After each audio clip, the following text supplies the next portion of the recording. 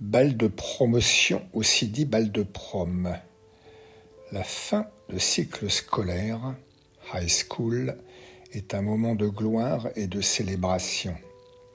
Uniformes, costumes luxueux et fêtes de famille sont le lot de tous les Américains.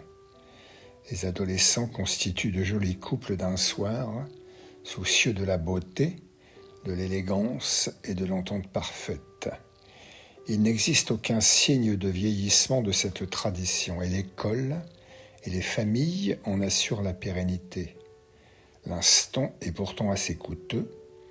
Je me souviens d'avoir connu 3 années de remise de prix d'excellence dans le système scolaire français, puis la tradition a disparu en 1968.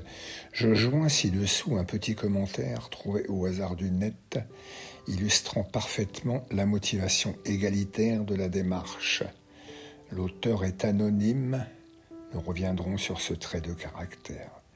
La distribution des prix était une conséquence de la récompense du travail, du sérieux, de l'effort.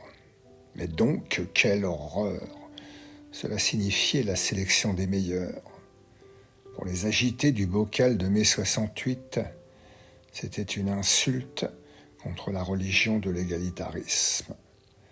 Lors des distributions des prix d'antan, combien d'enfants de milieux très pauvres étaient récompensés car ils avaient pu s'élever par l'effort. Mais là, je crois que l'on va me reprocher d'énoncer des horreurs. Fin de citation. Pot et bamboula, c'est en réalité le pot, la marijuana. Ils sont la plaie bénigne de la jeunesse américaine. Rien ni personne n'y échappe. Les familles sont endeuillées par les accidents de voiture, les engrenages infernaux de cette herbe vers des addictions plus graves, au point que les gamins considèrent désormais comme un médicament du meilleur effet pour trouver le sommeil, la sérénité et le repos. La médecine, envahie par les fake news et la désinformation, s'est faite le porte-voix parfois involontaire, en tout cas trop complaisant, d'un argumentaire délétère auprès de la jeunesse. Sa culture est un lobby dans certains États, au même titre que la culture des champignons hallucinogènes. On frôle le délire sociétal.